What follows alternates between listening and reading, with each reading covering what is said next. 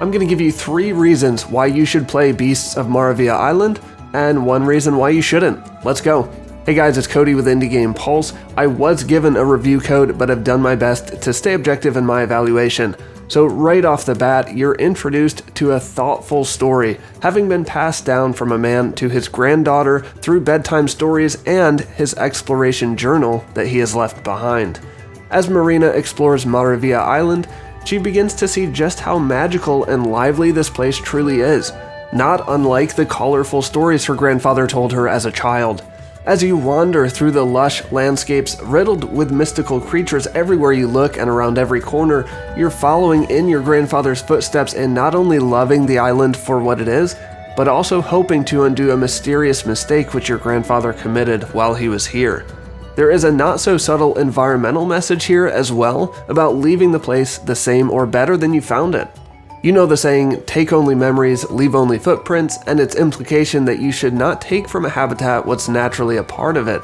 Beasts of Maravilla Island, a couple times actually, pointedly talks about the cycles of nature and how it naturally recycles resources, and I enjoyed those touches and reminders about the real world.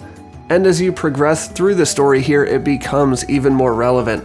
I won't say anything more as I don't want to spoil the adventure for any of you. The second reason you need to play is the exquisite journal and photo album. Stay with me on this one. When I first opened the journal, I was a bit distracted. Not by how much text was written in it about the creatures and plants inhabiting Maravilla Island, but that it's laid out like a field researcher's notebook, with hand-penciled images and some pointers as to how each animal or plant is characteristically identified.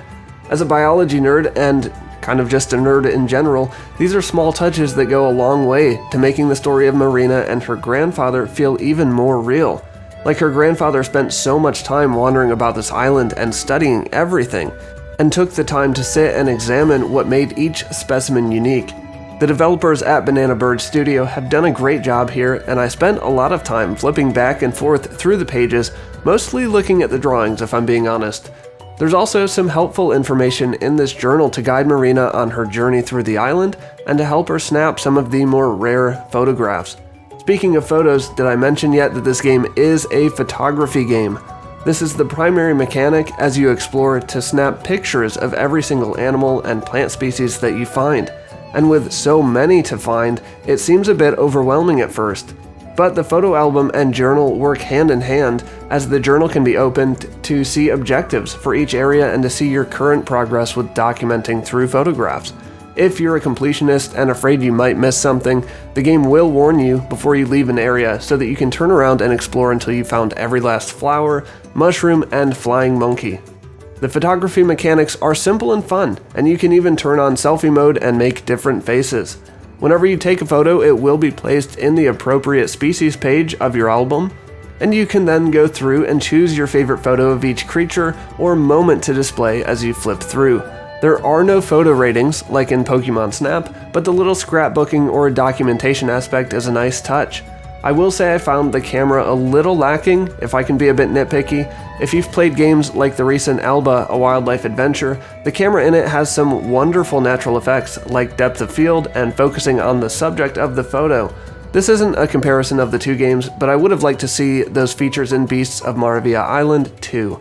Don't worry, I'll get to my reason why you should stay away from Maravilla Island in just a second.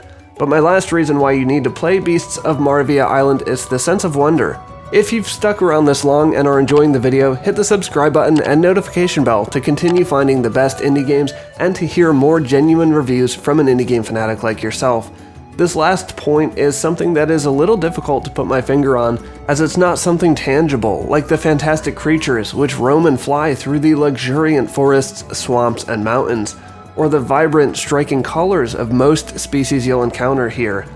Rather, those are all factors, and the product is your sense of amazement and admiration as you constantly look around and find new species to document and enjoy seeing old, familiar friends in new situations and settings.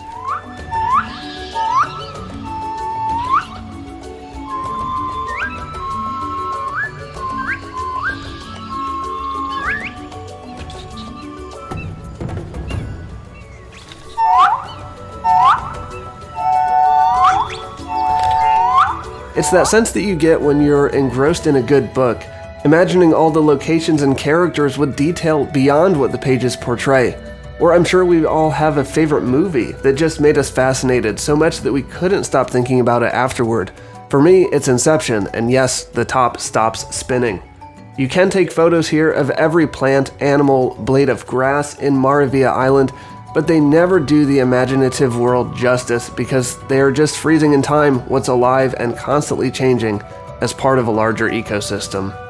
For my reason why you shouldn't play Beasts of Maravilla Island is all the bugs. No, I'm not talking about these cuties, I'm talking about these ones. The bugs that make the magical creatures look like they swallowed a few too many unmarked pills at the club.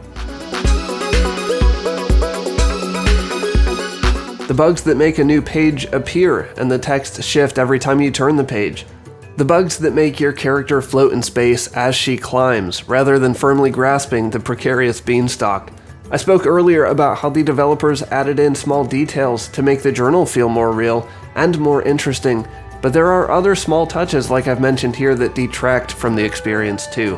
I started to lose my sense of wonder when I realized that all the animals are just seemingly on tracks and programmed to move in certain ways. It's like the difference between going to Disney as a child and as an adult, and sadly, Beasts of Maravilla Island quickly forces you to realize that the magic is all made up. Sorry, kids. I wanted to be wonderstruck. I wanted to stay in this magical world with all its weird combined creatures and glowing mushrooms, but mentally, I kept getting distracted by glimpses of the men and women behind the curtain pulling the strings. With that being said, I think these bugs are patchable, and I hope we'll see an improvement in a timely manner, but this was my experience while playing the game. What do you guys think? Is Maravilla Island a place that you would like to explore? Let me know what you think of the game in the comments below, or just tell me the most magical place you've ever been. Thank you very much to my 1,026 subscribers for your support. If you like what you see here at Indie Game Pulse, consider helping us grow by supporting us on Patreon. For more top indie game countdowns and reviews, check out the videos on your screen now, and I'll see you on the other side.